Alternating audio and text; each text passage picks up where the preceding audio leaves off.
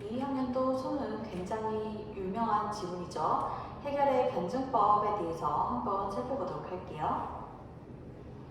먼저 여러분이 알고 있듯이 문제를 풀고 나서 지문 빈칸 테스트를 해주세요. 이때 지문 보지 않으면서 하고 채점한 후에 다 하면은 고르는 거 해주면 되고요. 그것도 다 하면은 강의를 들으면 돼요. 가지문부터 보도록 할게요. 정립과 반정립 종합, 변증법의 논리적 구조를 일컫는 말인데 변증법에 따라 철학적 논증을 수행한 인물은 해겔이 거명된다. 그러면 해겔이 정립, 반정립, 종합이라는 그런 변증법을 내세운 인물이구나 알 수 있죠. 변증법은 대등한 위상을 지니는 세 범주의 병렬이 아니라 대립적인 범주가 조화로운 통일을 이루어가는 수렴적인 상향성을 구조적 특징으로 한다. 말을 굉장히 어렵게 했는데요. 그래서 변증법에 대해서 아는 학생의 사고, 사실은 나는 대학교 때 배워서 알고 있었어요. 그래서 문제를 풀 때 어떻게 생각을 했었냐면은 정립, 그리고 반정립. 여기 보면은 우리 앞에 지문에서도 나왔듯이 서로 대립되는 두 범주라고 이야기했잖아요. 정립과 그다음 반정립, 대립되는 거. 자, 대립이 여기 보면 반이라는 말을 보면 대립된다는 걸 알 수 있죠. 조화로운 통일을 이루어 나가는 수렴적인 상향성이기 때문에 위쪽으로 뻗어 나가야 되거든요. 종합, 이렇게 수렴적인 상향성을 이루어 나가는. 그래서 처음부터 이렇게 생각을 하고 문제를 풀었었어요. 자, 그런데 이거를 모르는 학생은 당연히 이렇게 서술을 하면은 알아듣기 힘들죠. 현장에서는 좀 어렵게 서술된 건데 변증법에 대해서 모르는 학생이라면 대립적인 두 범주라고 말을 하면은 정립과 반정립이겠거니 반이라는 말 때문에 대립적인 두 범주인 걸 알 수 있고요. 대립적인 거라서 조화를 못 이룰 줄 알았는데 의외로 조화를 이룬다라고 이야기를 하네요. 수렴적인 상향성, 뭔가 위로 향하는 무언가인가 보다 이렇게 생각할 수 있겠죠.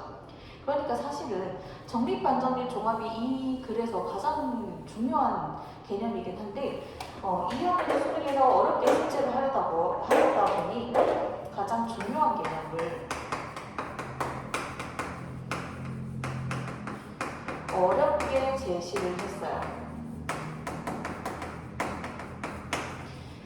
이 개념 부분만큼을 좀 쉽게 제시를 했다면 그래도 글이 좀 풀려나갔을 텐데 가장 중요한 개념부터 어렵게 제시를 했기 때문에 글 전체적으로 꼬이게 되는 것이죠. 읽어나갔을 때. 자, 해겔에게서 변증법은 논증의 방식임을 넘어서 논증 대상 자체의 존재 방식이기도 하다.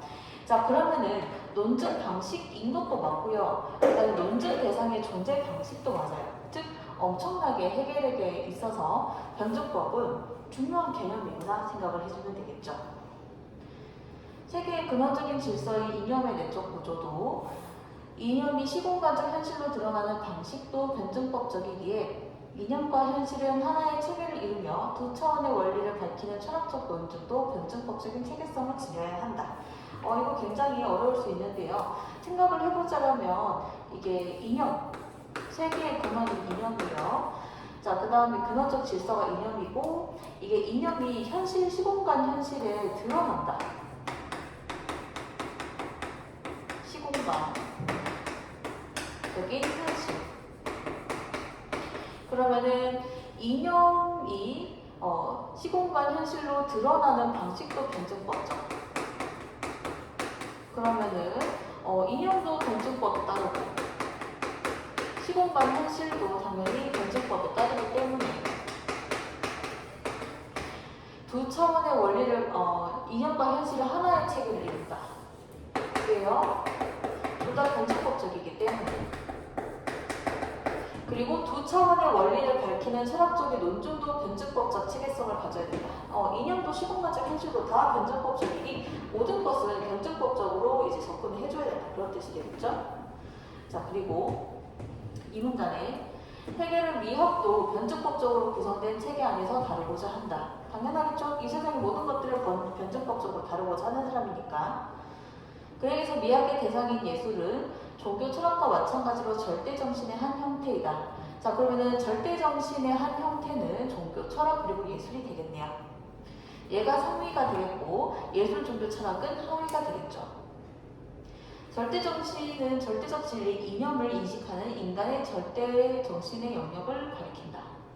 예술 종교 철학은 절대적 진리를 동일한 내용으로 하며 인식 형식에 따라 차이에 따라 구분된다.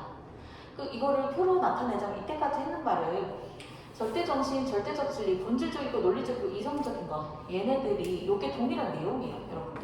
이게 내용이고 이게 빗대자면 이게 사과라고 생각을 해보세요.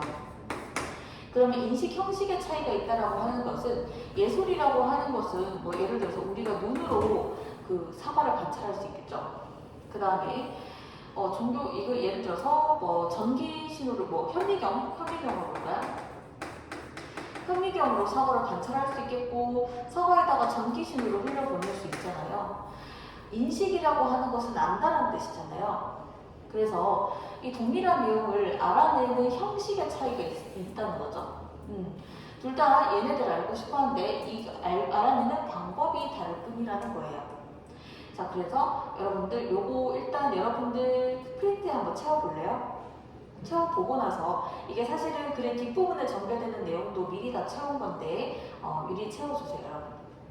다 채웠을까요?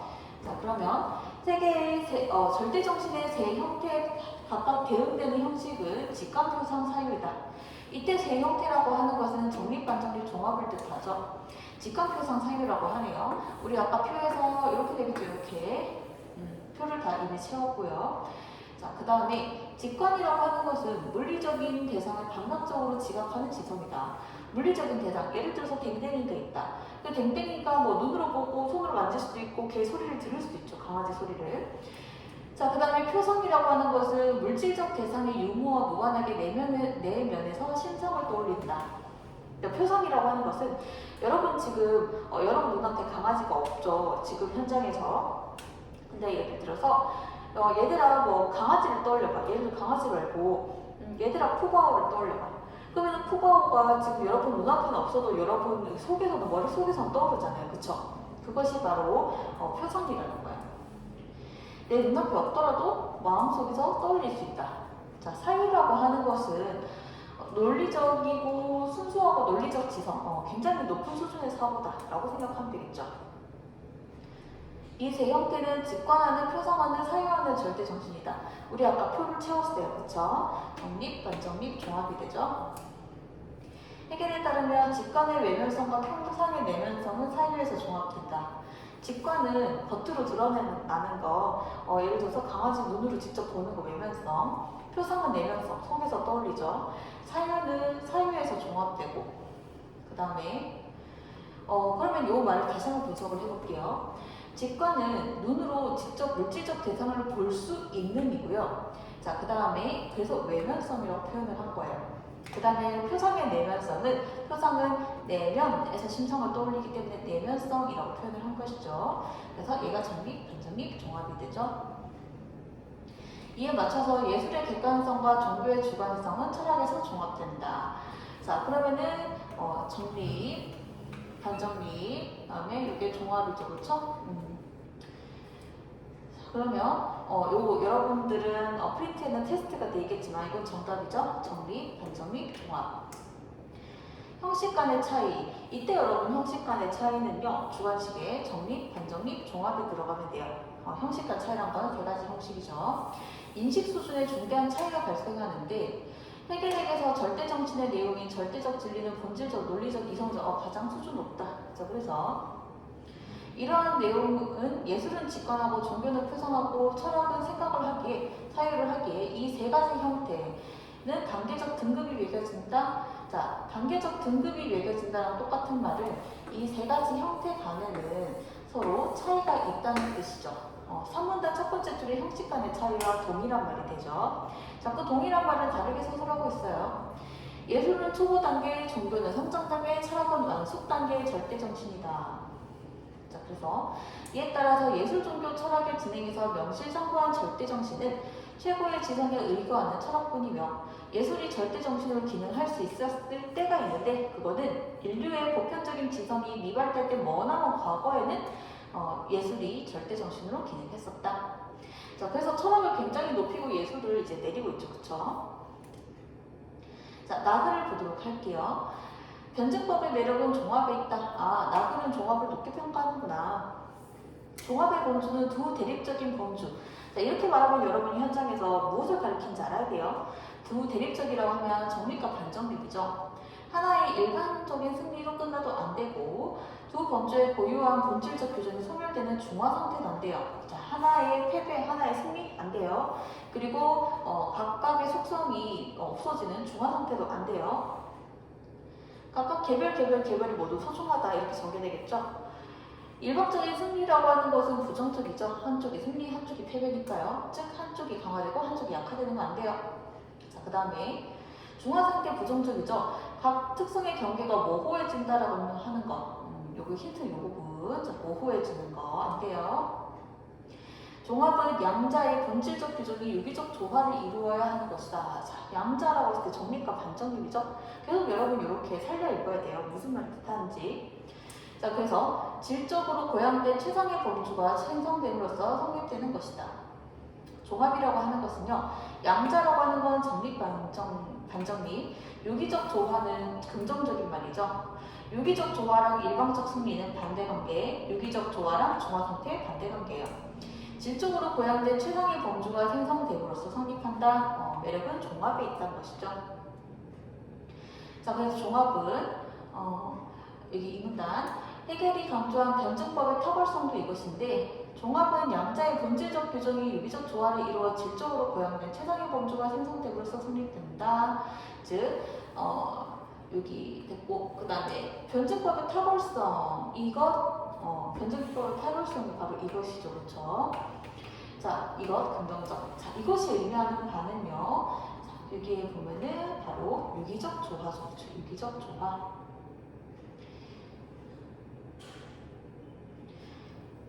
여기 나오죠. 유기적 조화 앞에 나오죠. 자, 그 다음에 그러기에 변증법의 원칙에 최적화된 엄밀하고도 정합적인 학문 체계를 만드는 것이 그의 철학적 기획이었다. 철학적 기획 자체는요. 아주 수준 높은 엄밀하고도 정합적이고 그런 학문 체계를 조탁하는 것이었어요.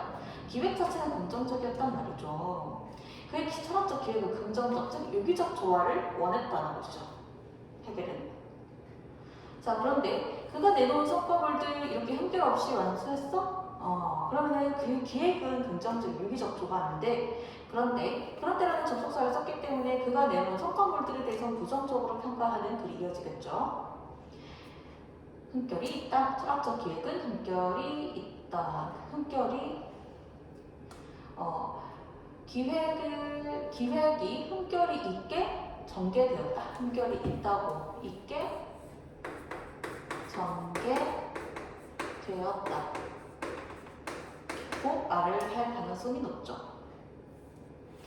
미학에 관한 한 그렇다고 대답을 할 수 없을걸? 즉, 미학에 대한 성과물을 부정적으로 평가를 할 텐데 지성의 형식을 직관표상 사유순으로 구성하고 이에 맞춰서 절대 정신을 예술 종류 철학순으로 편성한 건 겉으로 봤을 때는 변증법 모델에 따라서 잘 한 걸로 같은데 외관상으로는 괜찮다. 근데 전형적 구성형이 좀 뭔가 부정적으로 평가를 하겠죠. 자꾸 뉘앙스가. 실질적으로 따져보면 외관상 말고 찐으로 따져보자. 속을 들여다보면은 직관에서 사유에 이르는 과정에서 외면성이 지워지고 그러면 아까 한쪽이 승리하고 한쪽이 패배하면 안 된다라고 했는데 외면성이 지워진다. 원래 성격이 지워진다라는 건 패배에 없어진다. 그 다음에 내면성이 반대로 강화된다. 승리. 패배가 아니라 승리죠. 내면성은 승리. 예술로부터 철학에 이르는 과정에서 객관성이 지워지고 패배. 주관성이 강화된다. 승리. 진정한 변증법적인 종합은 유기적 조화 이루어지지 않는다. 자, 그래서 한 번의 표로 나타내보자면요. 절대 정신은 본질적, 논리적, 이성적인 것인데요. 이것에 대해서 초보 단계 예술은 직관, 성장 단계, 종교는 표상, 완성 단계, 철학은 사유 좋다예요. 자, 그런데 직관에서 사유에 이를 때 외면성이 점차 지워지고 내면성이 점층적으로 강화된다. 자, 그래서 예술에서 철학으로 갈 때 객관성은 지워지고 주관성이 점층적으로 강화 완성된다. 자, 그래서 결론에 보면은요. 진정한 변증법적인 종합은 이루어지지 않는다. 그렇죠. 직관에서 사유에 이르기까지, 예술에서 철학에 이르기까지 뭔가 원래 특성이 지워지고 한쪽이 강화 완성되는 것은 진정한 변증법적인 종합이 아니죠. 자, 직관의 외면성 및 예술의 객관성은 본질은 무엇보다도 감각적인 지각성인데 이러한 핵심 요소가 그라마는 종합 단계에서 소거되고 만다. 약화된다. 자, 그래서 자, 1문단에서 하나의 일방적 승리도 안 되고 중화 상태도 안 된다라고 했는데 종합 단계에서는 소거된다. 즉 그래서 변증법, 진정한 변증법적 종합이라 할 수 없죠. 자, 3문단의 변증법에 충실하려면 해겔은 철학에서 성취된 완전한 주관성이 재객관화되는 단계에 절대정신 추가해야 된대. 그러면은 이 말을 길게 했지만 추가해야 된다고 하니까 여기서 긍정적인 것이죠. 나 글쓴이 입장에서는. 나의 글쓴이는 재객관화되는 단계의 절대정신을 변증법에 충실하기 위한 수단으로 본다. 긍정적으로 봐요. 예술은 철학 이후의 자리를 차지할 수 있는 유력한 후보. 완전 뒤집어버리죠. 철학 이후의 자리를 차지할 수 있을 정도로 격상시키는 거예요. 엄청 업시키는 것이죠. 예술의 위상에 대해서 가나글의 입장이 다른데요. 가에서는 예술이 절대정신으로 기능할 수 있었던 거 아주 옛날 나불보다 낮게 평가하고, 나에서는 가불보다 높게 평가하는 것이죠. 예술의 위상을. 자, 그리고 실제로 많은 예술 작품들은 사유를 매개로 해서 설명된다. 그러면은 많은 예술 작품에 사유도 들어가 있다는 거예요. 근데 아까 사유가 높은 거라면서요. 그럼 예술 작품도 높아질 수 있는 거가 되겠네요. 자, 그래서 우리 아까 다 정리를 했었고요. 가에서 언급된 해겔은 직관표상 사유 중에서 사유를 가장 높은 단계에 두게 된대, 결과론적으로. 하지만 예술 작품도 사유가 들어간다. 그래서 나를 글쓴이가 한 말은 가 글쓴이야. 해겔이 사유에 가장 최고의 가치를 부여했다고 했는데 내 생각엔 예술도 사유로 설명할 수 있어. 예술도 높은 가치를 지녀 라고 할 수 있겠죠. 자, 게다가 이는 누구보다 더 풍부한 예술적 체험을 한 해겔 스스로도 알 수 있다. 알고 있지 않냐? 그래서 방법과 철학 체계 간의 이러한 불일치는 더욱 아쉬움을 준다. 자, 그래서 방법과 철학 체계 간의 불일치는 무슨 말이냐면요. 가에서 해겔의 방법은 정립, 반정립, 종합이고 철학 체계 요건데 요거를 가장 높게 평가하죠. 그쵸? 변증법이라고 하는 건 원래 의도는 조화로운 거죠. 조화로운 통일을 이루어가는 건데 실제로 따져보면은 이쪽에서 직관예술에서 사유 철학에 이르기까지 해서 직관예술의 특성은 약화되고 패배하고 사유 철학의 특성은 강화하고 승리되고 원래 특성이 중화되버리고 이렇게 되는 것이죠. 자, 그래서 조화로운 통일이라고 하는 거가 원래 목적인데 실제로는 중화되더라. 나라는 글쓴이, 나 글쓴이는 중화된다고 봐요. 그래서 이게 일치되려면 여기 조화로운 통일, 여기 조화로운이 되어야겠죠. 그쵸? 뭐 중화되거나 패배, 약화, 한쪽의 강화, 승리 이런 게 없어야 될 텐데 이게 지금 서로 불일치한다는 것이죠. 자, 요거 연계 지문이었고요. 그 당시 2학년도 수능 완성에 나왔던 지문이에요. 자, 수능의 완성에 나왔던 구절은 이런 구절이었어요. 즉자 존재가 대자 존재와 대립을 해결하고 어업된 존재. 그랬을 때 절대 정신으로 완성된다. 뭐 물론 우리 지문에서는 즉자나 대자나 이런 거 안 나왔지만은, 그래서 이런 거 즉자, 대자, 즉자, 대자. 자, 그러면서 이는 정립, 반정립, 종합의 3단계 과정, 즉 변증법, 변증법 이야기했네요. 이때 종합은 정립과 반정립을 아주 없애는 것이 아니라 새로운 형태로 살려서 보존해야 되는 거, 이런 것들. 자, 뭐 약간 겹쳤죠, 그쵸? 이때 엄청나게 겹쳤다라기보다는 정립, 반정립, 종합의 개념을 줬었다 이렇게 생각을 하면 되겠죠? 어려운 글이었어요. 현장에서 학생들이 해결 지문. 자, 가나에서 적절한 것은, 자, 1번 선지가 적절한 건데요. 특정한 철학적 방법. 자, 이거로 이렇게 선지가 이렇게 주면 여러분이 지문에 어떤 말과 동일한 말인지를 봐야 돼요. 변증법이죠. 자, 그래서 철학보다 인식 수준이 낮은 절대정신으로 보고 있으면 예술을, 그 다음에 나는 예술을 격상했죠. 그쵸? 그래서 예술의 위상을 서로 다르게 제시한다. 자, 이렇게 판단 과정 이렇게 되는 거예요. 여러분들 여기 보면은 특정한 철학적 방법이라고 하면은 여기 변증법이라고 하면 요거 지문에 나왔단 말이다. 그쵸? 이거는 지금 선지에서 쓰는 표현인데 지문에 나왔단 말은 직역하는 것이 되고 선지에서는 이걸 의역해서 받고 있어요. 그러니까 의역하면 이게 난이도가 더 올라가거든요. 직역을 하면 난이도가 내려가요. 만약에 이 선지에서 특정한 철학적 방법 말고 변증법이라는 말을 썼으면 난이도가 내려갔을 거예요. 근데 이게 여기서 의역하는 표현을 썼기 때문에 좀 더 난이도가 올라간 것이죠. 지문에 어떤 말과 동일한 말인지 여러분 살려서 생각을 해줘야 돼요. 2번 선지. 자, 2번 선지에 보면은 특정한 철학적 방법, 또 변증법이죠. 그쵸? 얘가 직역, 철학적 방법, 의역. 상반된 평가. 가에서는 전체적 소개를 했고 나에서 비판을 했거든요. 더 설득력 있는 미학이론 모색은 뭐가 더 설득력 있다 이런 건 없어요.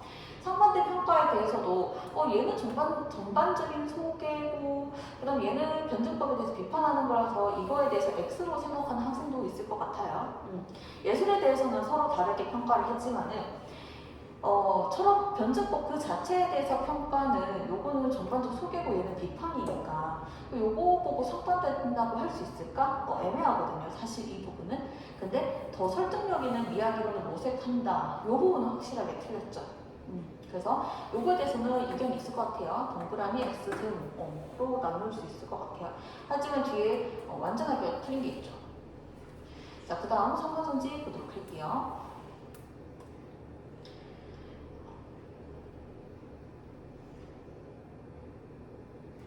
자, 3번 선지에서 나에서 해결이 변증법적인 원칙에 최적화된 엄밀하고 정합적인 것이 아니라는 아쉬움을 지적하고 있고 시대적 한계를 지적하고 있지 않죠.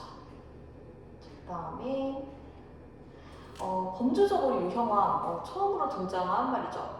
전개방식 문제인데 굉장히 어려운 선지가 등장을 한 거예요. 이게 답이랑은 상관없죠. 이게 X선지니까. 하지만 여기에서 언급했는 선지에서 언급된 말이기 때문에 반드시 여러분 정의를 알아야 돼요. 그래서 사전적 의미 그대로 한번 적어볼게요. 범주적이라고 하는 것은 오른쪽에 적어볼게요. 범주적.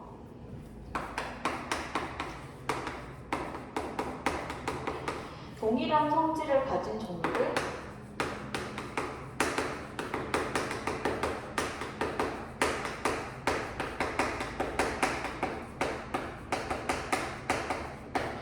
부문에 따라 나누는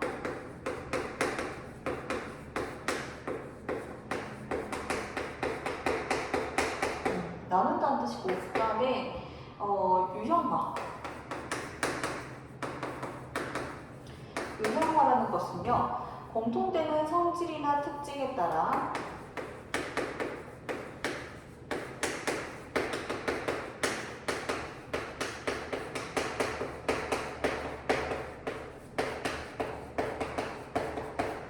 몇 개의 전형적인 틀로 분류된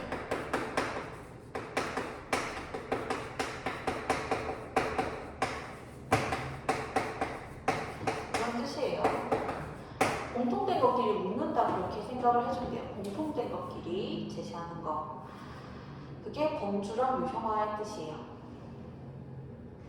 자, 근데 가나 모두 다 예술 장르를 묶는 그런 것은 없었죠. 그 다음에 5번 선지도 통시공시라는 말 학생들이 잘 모르거든요. 답인 선지는 아니지만 반드시 뜻을 알아야겠죠. 등장을 했었기 때문에 그러면은 통시라고 하는 것은 시대의 흐름에 따라 시대의 흐름을 보여주는 것이고요. 공시적이라고 하는 것은 특정한 시대만을 다루는 것이에요.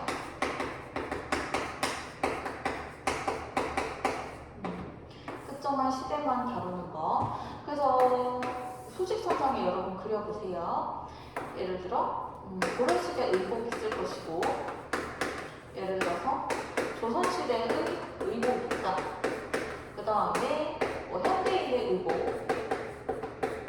현대의 의복이 있으면요. 예를 들어서 조선시대의 의복만 다룬다. 그거만 다룬다. 너는 보통 공시적이죠, 공시적. 그런데 고려시대부터 예를 들어서 뭐 현대의복에 이르기까지 어떻게 변했니 여러 시대를 다루는 건 통시라고 해요.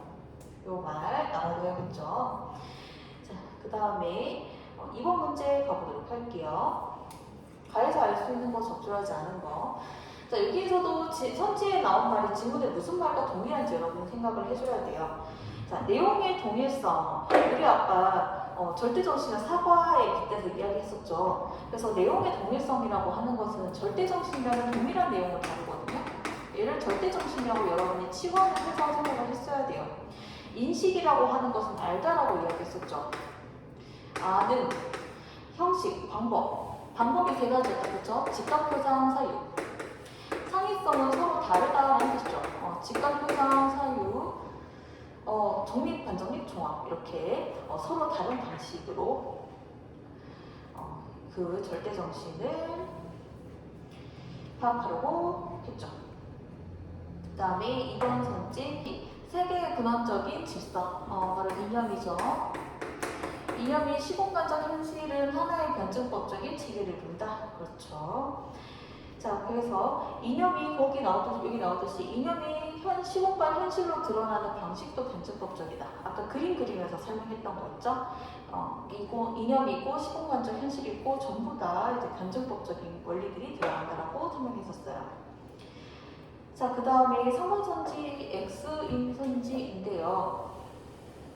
우리 아까 자꾸 했던 말이지만은 사과 생각하면 돼요. 사과. 여기 보면 절대적 진리를 동일한 내용으로 한다. 사과를 동일한 내용으로 하고 인식 형식은 차이가 있다라고 이야기했었죠. 그래서 절대정신은 얘들의 동일한 내용이죠. 세 가지 형태는 직관표상, 사유, 얘네들 정립, 반정립, 종합에 적었던 그 얘네들은 형식의 차이가 있다. 형식은 차이가 있는데 얘들이 동일하게 인식하고 있는 대상이죠. 절대정신은. 아까도 얘기했지만 얘들은 요거를 동일한 내용으로 하고 인식 형식의 차이가 있다라고 아까 지문에서 이야기했었어요. 읽을 때. 자, 그래서 가장 판단하기 어려웠던 선지가 답이 되었는데요. X선지. 자, 여기 보면은 절대정신의 세 가지 형태, 예술, 종교, 철학이라는 세 가지 형태, 그 다음에 지성의 세 가지 형식의 차이, 인식하는 대상은 동일한 대상이다. 그렇죠? 자, 그 다음에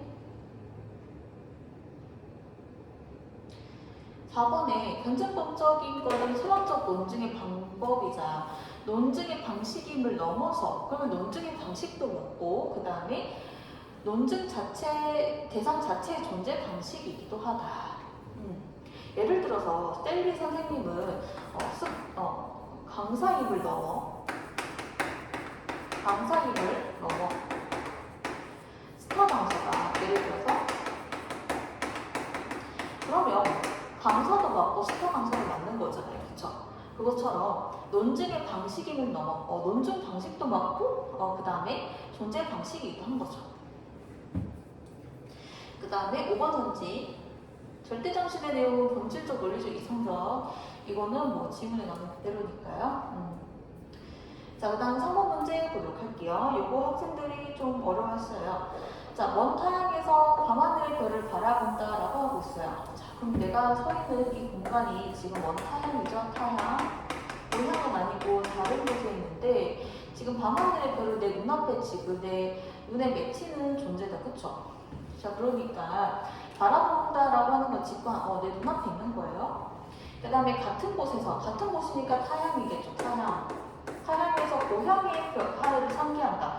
상기하는 거니까 내가 지금 고향의 하늘을 직접적으로 보고 있는 건 아니고 머릿속으로 떠올린다. 그쵸? 근데 고향 하늘은 지금 볼 수 없잖아요. 고향의 하늘에 대해서 상기하는 것은 고향의 하늘. 자, 그러면은 표상, 떠올리는 거다. 그쵸? 그 다음에 2번 선지 타임머신을 타고 미래로 가는 자신의 모습. 자, 요거 시각적이다. 그쵸? 시각적인 것을 떠올리는 거가 표상. 실제로 미래로 가는 모습을 눈으로 관찰할 수 없잖아요. 마음에서 떠올리죠. 판타지 영화의 장면을 떠올려본다. 이것도 판타지 영화 장면도 시각적이죠. 그거를 마음속에 떠올려보는 거 모두 다 표상이에요. 자, 그 다음에 3번 선지. 초현실적인 세계가 묘사된 그림을 본다. 우리 그림. 여러분 눈앞에 어떤 그림이 걸리고 그걸 내 눈으로 보는 건 직관이죠. 그쵸? 자, 그 다음에 그림을 보는 게 직관. 근데 여러분, 여기에 보면 학생들이 초현실적인 세계가 묘사된 요 말 때문에 좀 어려워했거든요. 그림의 내용 자체는 어때요? 내용 자체는 초현실적인 세계는 여러분 직관할 수 있어요? 없어요? 현실을 막 벗어난 게 초현실이죠? 없죠. 초현실적인 것 자체는 우리가 눈앞에 펼쳐질 일이 없다. 즉 직관할 수가 없다. 초현실적 세계는. 하지만 지금 얘가 보고 있는 것은 그림이잖아요. 그림 내용이 무엇이든 간에 그림을 보는 것. 이 보는 그 자체는 직관이죠. 그래서 이게 지금 어려웠을 수 있어요. 이걸 노린 것이죠. 출제자들이. 표상처럼 생각하게 하려고. 학생들로 하여금. 자, 그 다음에 밑에 보면은 상상력 개념에 의거한 이론에 따라서 분석한다. 이론에 따라서 분석한다. 이론 시각적이지 않아요. 뭔가 고급 사고를 해야 되죠. 사유. 자, 그 다음 4번 전지. 예술의 새로운 개념을 설정하는 거. 개념 설정? 이거 보면은 지금 이거 시각적인 거랑 상관없이 엄청 높은 사고죠. 고등 사고. 그 다음에 창작 기획. 시각적이지 않아요. 자, 시각적이지 않고 고급 사고니까 직관이 아니라 사유죠, 사유. 자, 그래서 틀렸고요. 여기 밑에 거가. 그 다음에 5번. 개념에 따라 규정하는 거. 개념, 규정, 고등사고, 사유. 자, 그 다음에 기준 제시, 고등사유, 고등사고, 사유가 되죠. 자, 그 다음에 4번 선지를 보면은요, 4번 문제. 기억은 정립, 반정 및 종합, 니은은 예술 정글 철학이에요. 자, 이것에 대해서 해겔 이론을 분석하는데 나 글쓴이 관점에서 분석을 해줘야 돼요. 자, 기억 니은에서 첫 번째랑 두 번째 범주는 서로 대립한다. 자, 나에서는 해겔의 변증법에서 종합의 범주가 두 대립적 범주 중 하나의 일방적 승리로 끝나면 안 된다. 하나의 일방적 승리로 끝나면 안 돼. 이건 이 사람의 가치 판단의 기준, 이 사람을 중시하는 거긴 한데요. 어쨌든 간에 두 대립적 범주라고 해서 정립과 반정립이 대립적 범주인 것을 인정을 했죠. 하지만 자기가 보기에 하나의 일방적 승리, 하나의 패배로 끝나서 비판하긴 하였으나 어쨌든지 간에 두가 대립적인 범주 두 가지가 대립한다는 건 인정하죠. 자, 그 다음에 점층적으로 이제 강화된다라고 했다. 자, 그래서 이거 됐고요. 그 다음에 니은 수준상의 차이가 존재한다라고 이야기를 하고 있어요. 자, 보면은 나 글쓴이는 종합은 유기적 조화를 이루어야 된다라고 했는데 해겔이 절대 정신을 예술 종교 철학순으로 편성한 거랑 관련해서 예술에서 철학에 이를 때 주관성이 점층적으로 강화 완성된다라고 이야기했죠. 자, 그래서 수준상의 차이가 존재한다. 그렇죠. 여기 보면은 점점 뒤로 가면 갈수록 어떤 특성은 강화되고 어떤 특성은 약화된다라고 보는 것이죠. 자, 그래서 여기 보면은 주관성 강화되고 그 다음에 다른 것들은 객관성은 약화되죠. 그 다음 3번 전지. 여기 보면은요, 어디가 틀렸냐면은 니은에서 첫 번째 범주의 특성이 갈수록 약화된다라고 약화된다. 자, 그래서 이거 보면은 외관상 보기에는 전형적으로 보는데 진정한 변증법적 종합이 아니다. 약화되고 있으니까 예술의 특성이 진정한 변증법적 종합이 이루어지지 않는다고 보죠. 외면성 지워지고 객관성 지워지고 약해진다. 자, 4번 선지 세 번째 범주에서 조화로운 통일 이런 이야기를 했는데요. 자, 요 선지 좀 어려울 수 있어요, 여러분. 자, 나의 글쓴이는 변증법적에서 종합은 최상의 범주가 생성됨으로써 성립된다. 자, 이거는 기억에 대한 이야기잖아요, 그렇죠? 자, 기억에 대해서 변증법에서 그 자체에 대해서 세 번째 범주에서 조합은 통일, 그렇죠. 고양이는 최상의 범주.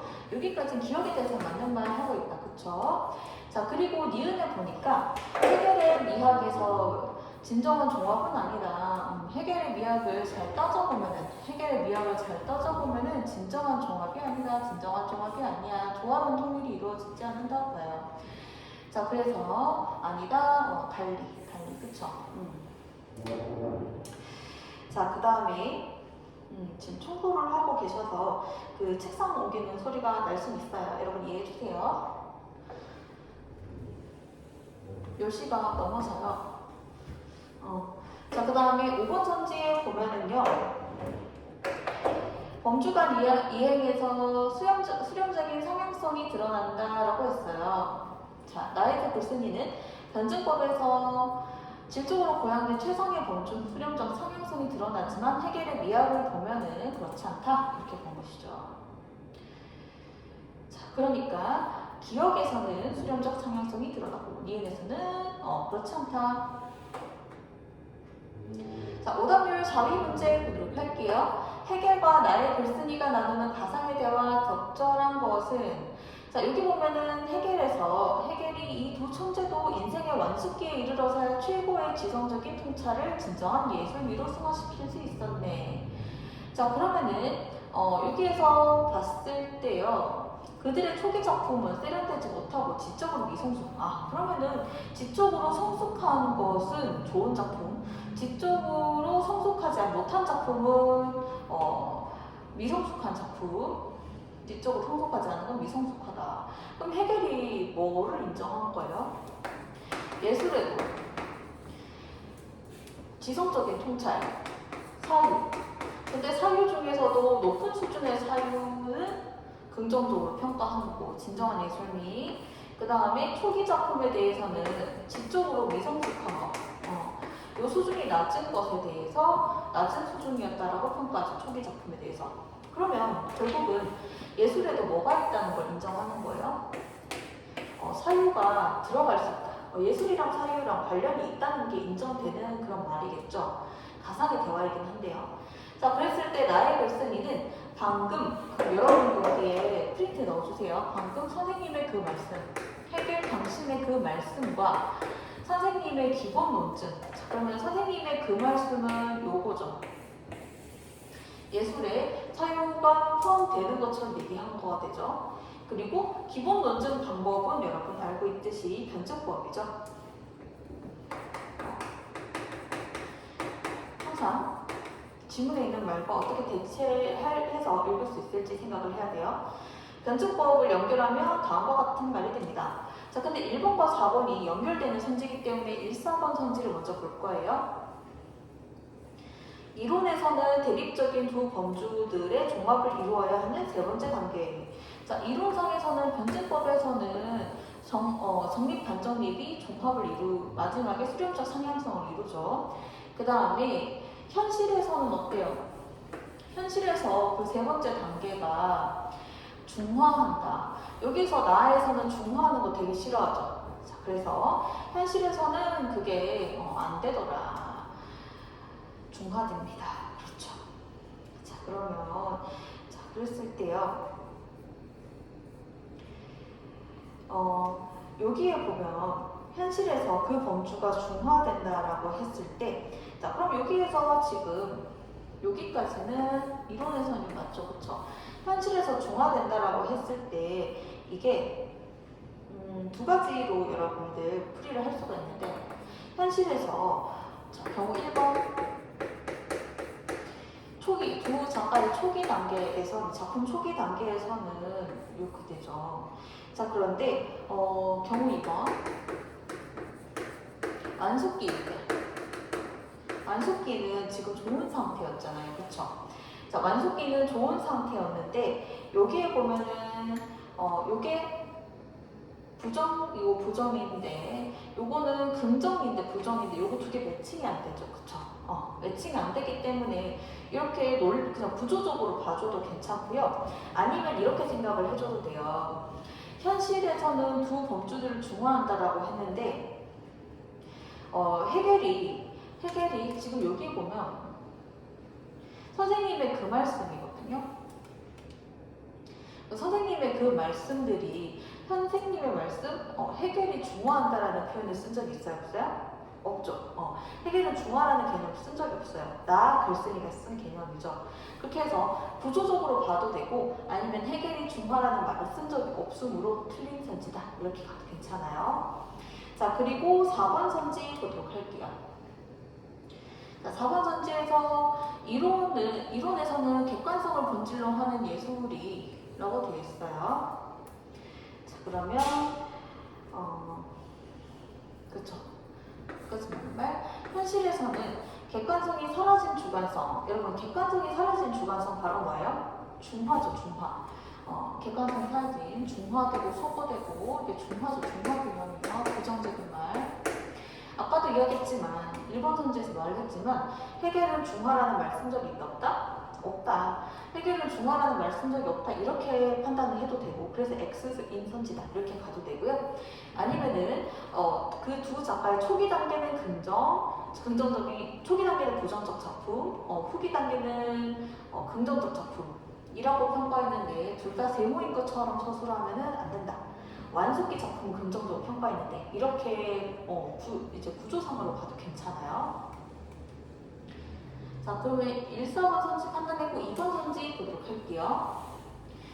이론에서는 외면성에 대응하는 예술이 그렇죠. 이론에서는 얘는 외면 객관. 그 다음에 현실에서는 내면성을 바탕으로 하는 절대정신. 여기 보면은 나글을 쓴 사람은 예술의 위상을 높이 평가하잖아요. 높이고 있죠. 자, 그랬을 때 예술이 내면성을 바탕으로 하는 사유가 들어가 있을 수 있다는 것이죠. 자, 그 다음에 또 어떻게 풀이를 가능하냐면 좀 더 풀어서 설명하자면 요거는 낮은 수준, 요거는 높은 수준, 내면성을 바탕으로 하는 절대정신 높은 수준 이렇게 풀이가 되죠. 자, 그 다음에 3번 선지 보도록 할게요. 3번 선지에서 요거는 좀 더 확실하게 틀렸어요. 반정립 단계에 위치하는 예술. 요게 틀렸죠? 반정립이 아니라 정립 단계에 위치한다, 그쵸? 그리고 현실에서는 정립 단계, 이건 정립 단계 맞잖아요. 자, 그 다음에 4번 됐고 5번 선지 갈게요.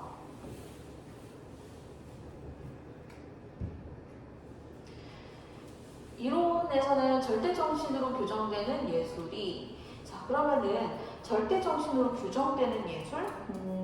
절대정신의 한 형태죠. 그렇죠? 절대정신의 한 형태인 예술이 현실에서는 진리 인식을 수행할 수 없다. 자, 이 사람은, 나를 쓴 사람은 예술을 높게 평가했잖아요. 그러니까 현실에서도 진리 인식을 수행할 수 있다라고 보겠죠. 자, 그 다음에 6번 문제. 6번 문제는요, 단어가 선지에서 제시하는 단어로 이제 바꿔 끼워보면 되는데요. A에서 체계성을 지녀야 한다라는 말을 할 때, 지니다 대신에 소지한다라는 선지가 쓰였어요. 소지한다라는 거는 뭐 총기를 소지하다, 가진다, have 이런 뜻이잖아요. 가진다랑 완전 뜻이 멀죠. 자, 그 다음에 가리킨다 대신에 포착한다라는 말을 이제 선지에서 쓰고 있어요. 순간 포착, 세상에 이런 일이라는 프로가 있잖아요. 포착이라고 하는 건 잡는다는 거예요. 순간적으로 잡는다. 잡는다는 의미 전혀 없죠. 그 다음에 귀결 끝나도 안 되고 귀결되어도, 선지에서 귀결이라는 말 썼는데 뭐 학생에 따라서는 어려웠을 거라는 생각이 들어요. 여러분 한자 세대가 아니다 보니. 자, 그러니까 귀결된다라는 거 현장에서 내가 물어보면요, 얘들아 뭐 귀결되는 게 시작하는 느낌이니 마무리하는 느낌이니 라고 물어보면 마무리라고 100% 대답하거든요. 그러니까 현장에서 귀결의 정확한 뜻은 몰라도 시작 마무리 둘 중에 하나인 것 정도까지 생각할 수 있거든요. 자, 그래서 결론 마무리된다. 그러면은 맞는 선지. 그 다음에 4번 선지 실질적 내용을 보면, 근데 간주화면이라는 말을 썼는데 선지에서 나는 그를 도둑으로 간주하다. 간주한다는 게 도둑으로 여기다라는 말이잖아요. 여기다 안 되죠, 그쵸? 그 다음에 이루어진다, 만들어진다, 결성되다, 그룹을 만들다, 우리가 조직을 만들다, 조직을 결성하다, 만들다. 자, 한번 만들다라는 말 쓰면은 안 된다, 그쵸? 자, 그래서 여기 선지들 아까 살펴봤고, 해당 지문과 여러 가지 문제에 대해서 총평을 해보면요. 가나 각 지문 입장을 파악하는 게 중요해요. 자, 보면은 다른 기출할 때도 또 언급을 하겠지만요. 가에서 어떤 이야기를 하면은 예술의 위상이 상대적으로 낮게 그러면은 나에서는 그것에 대해서 비판을 하는 것이죠. 항상 각을 해서 어떤 것에 대해서 높이거나 낮추거나 하면은 어떤 양극단에 있잖아요. 예를 들어서 예술에 대한 어떤 입장을 취하다 보면은 나에서는 그것을 또 비판을 하게 되죠. 항상 뭐 상충되는 입장은 존재하니까요. 그 다음에 대응하면서 읽어야 돼요. 여러분들 프린트에는 나와 있겠지만은 우리가 맨 처음에 우리 초기에 여러분에게 표 채우라고 한 거 있죠. 직관, 정립, 반정립, 종합. 얘랑 똑같은 말 이거, 얘랑 똑같은 말 이거. 근데 현장에서는 여러분들 표를 그릴 시간이 없잖아요. 그러니까 여러분 프린트에 나오듯이 정립, 반정립, 종합, 직관, 표상, 사유 이런 식으로 해가지고 같은 내용끼리 그 표에 적혀있는 애들이 사실은 지문에서는 같은 말끼리 이렇게 연결지으면서 대비 대응으로 읽어야 돼요. 그래서 같은 말끼리 연결해서 읽었어야 된다. 그 다음에 선지는 어려운 선지가 답이 될 때 있었다. 전반적으로 지문도 어렵고 어쨌든 정립, 반정립, 종합 개념 줄 때부터 어려웠어요. 그쵸? 자, 그래서 해결 지문 여기까지예요. 여러분들 거의 끝판왕이라고 할 수 있을 것 같은데요. 그 난이도 높은 지문의 인문 지문의 끝판왕. 그래서 해결 지문은 여러분에게 많은 교훈을 준다라는 거. 자, 그래서 여러분 고생, 분석하느라 고생 많았고요. 그 다음 강의에서 우리 만나보도록 할게요.